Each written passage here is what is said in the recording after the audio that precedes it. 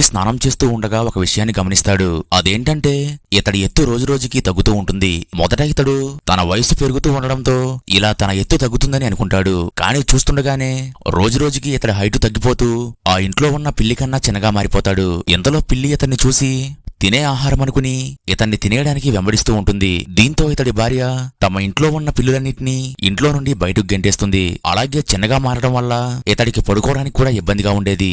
అలాగే ఇతడి భార్య కూడా తాను నిద్రలో ఉండగా పొరపాటున తన భర్త మీద పడతానేమోనని మరుసటి రోజు ఇతడి కోసం తన కూతురు ఆడుకునే ఒక బొమ్మ ఇల్లును బయటకు తీస్తుంది. అయితే ఇతడు ఆ బొమ్మ ఇంట్లో జాలీగా ఉంటాడు. కానీ ఒకరోజు ఆ పిల్లి మళ్లీ వీళ్ళ ఇంట్లోకి వచ్చేస్తుంది. అప్పుడు ఇతడు ఆ పిల్లిని చూసి భయపడి వెనకబడిపోతాడు. దీంతో ఇతడి శరీరంలోకి అక్కడ ఉన్న ఇనపవూస దిగుతుంది.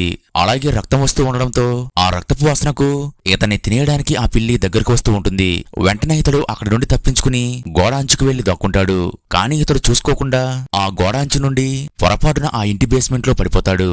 అప్పుడు ఇతడికి భయం వేసి తన భార్యను పిలుస్తూ ఉంటాడు. కానీ ఇతడు చిన్నగా ఉండడం వల్ల ఇతడి అరుపులు భార్యకు వినపడవు. అయితే భార్య ఇంట్లోకి రాగానే ఆ పిల్లి కనపడగానే ఇది తన భర్తను తినేసిందనుకుని భయపడుతుంది. అలాగే భర్త కోసం ఎంత వెతికినా సరే అతడు ఎక్కడా కనపడడు. కానీ నిజానికి ఇతడు చిన్నగా మారడం వల్ల ఆ బేస్మెంట్లో నుండి పైకి రావడానికి మెట్లు ఇతడికి పెద్దవిగా అనిపిస్తాయి. దీంతో ఇతడు అక్కడ దొరికిన చిన్న చాక్పీస్ ముక్క తీసుకుని వెంటనే నేలపై తన పేరును రాస్తాడు. దీంతో తన భార్యకు ఇతడు బ్రతికి ఉన్నాడని ఈ పేరు ద్వారా ఒక సందేశాన్ని ఇస్తాడు. మరుసటి రోజు ఇతడు ఆకలితో ఆ బేస్మెంట్లో తిరుగుతూ ఉంటాడు. ఇంతలో ఇతడికి ఎలకల కోసం ఏర్పాటు చేసిన ఒక ఉచ్చు కనపడుతుంది. అయితే ఆ ఉచ్చులో చిన్న జున్ను ముక్క ఉంటుంది. వెంటనే ఇతడు ఆ జున్ను ముక్క తీసుకోవడానికి ప్రయత్నిస్తూ ఉంటాడు. ఎలాగోలా కష్టపడి ఆ ఉచ్చును పగలగొట్టి అందులో ఉన్న జున్ను ముక్క తీసుకుని తన ఆకలిని తీర్చుకుంటాడు.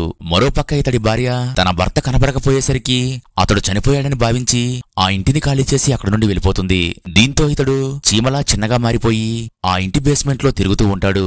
కానీ ఇతడు అనుకోకుండా ఆ బేస్మెంట్లో ఉన్న ఒక సాలీడు పురుగుకు కనపడతాడు.